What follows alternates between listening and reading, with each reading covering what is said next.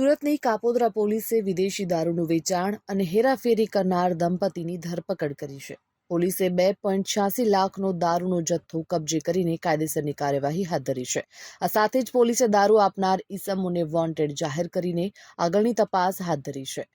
ઝડપાયેલો આરોપી જય બારૈયા જય જીમીન નામે ગુજરાતી ફિલ્મમાં એક્ટર અને ડિરેક્ટર પણ રહી ચૂક્યો છે. આ સાથે તે કાર લે વેચનો ધંધો પણ કરે છે.